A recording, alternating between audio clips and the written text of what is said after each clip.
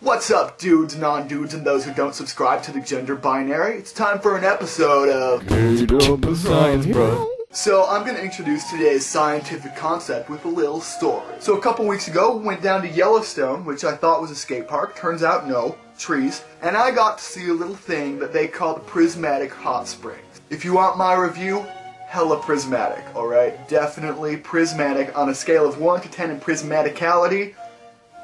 Above 9. So while I was down there, I saw these signs and they said stay off the bacterial mats, and I was like, why don't you not tell me what to do? But then I asked my professor about it. I suppose I should have assumed going with a professor meant that there was not a skate park, and he said that the bacterial mats were actually layers of extremophiles. Now I didn't know what extremophiles were, but I know how to break down words, so I was like, files, well, you can think about other things that are files, like pedophiles, like feet, so clearly Extremophiles like things that are extreme. I was like 60% right. Extremophiles are organisms that exist in conditions that would be detrimental to the life of normal organisms like you and I. Now, organisms that live in these extreme circumstances are called extremophiles, while organisms that live in normal circumstances are called neutrophiles. Now, at Yellowstone, they have this thing called Thermos brocani. Thermos brocanius is an extremophile called a thermophile. We already know what phile means. It means you like stuff, and thermo means thermometer or heat.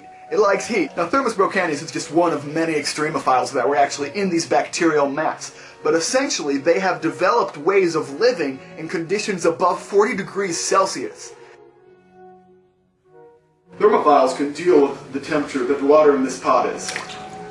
I can't. Right now, the cells in my hand are actually dying. All of the proteins that help with all of the functions that a cell does, like packaging proteins, making fats, are denaturing or breaking down because of the change in temperature in my hand. Thermophiles, however, have proteins that are adapted to this kind of temperature. So, when they're in an area with a high temperature, they can continue processing things and going about life as usual, which means that they don't have to compete with neutrophiles like me.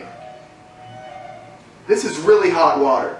Now, thermophiles aren't the only kind of extremophiles that lived over there. For example, there were acidiphiles. Can you figure out what that means? I bet you can, because it has the word acid in it, and it has the word phile in it. We know what phile means. Acid is exactly what you think it would be. They like acid. In the mud pots of Yellowstone, the pH was around 1.8 when we measured it. Because we're scientists. Things are more acidic when they have more hydrogen ion and fewer hydroxide ions. Organisms can still live in that 1.8 pH range because they have actually developed ways of living in places with such high hydrogen ion concentration. Acidiphiles actually, instead of creating proteins that don't denature in this system, pump out protons to keep about a 7 pH, which is pretty neutral, inside the cell. Acidiphiles work much in the same way as flawed universities. Intracellular University is looking to accept undergraduates for the fall of 2014. One thing that Intracellular University needs is that grant money. Get it? In order for Intracellular University to get that grant money, it needs to have an equal ratio of boys to women. The problem is that more boys want to get into Intracellular University than girls do. So, when all the boys apply, and all the girls apply, it has an equal number of spots for both. So, since only 5 girls applied, it gives the girls their 5 spots, and only gives the 5 best boys spots. The other boys are kicked out so it can maintain a 50-50 ratio of men to women. Meanwhile, non-gender binary individuals are left out anyway because there's not a grant based on that. Now, acidiphiles work much in the same way. Even though there are more hydrogen ions to be let in, it only allows the same number of hydrogen ions in as there are hydroxide ions, so that it can maintain a neutral pH.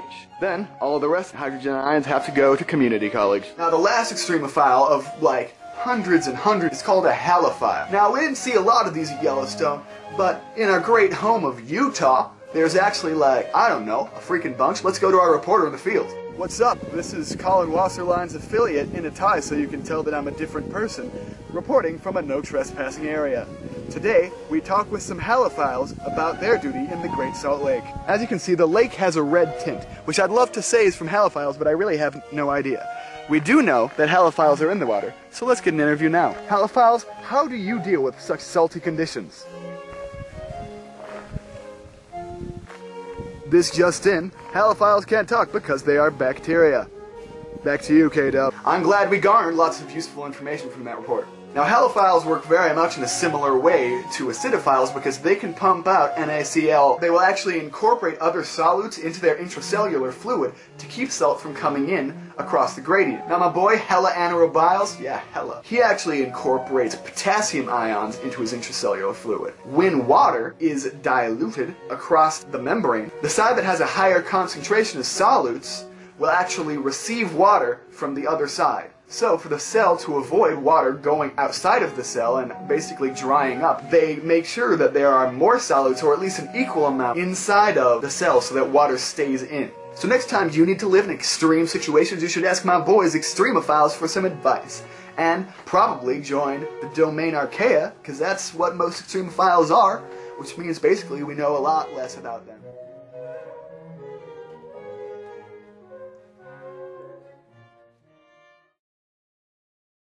Science!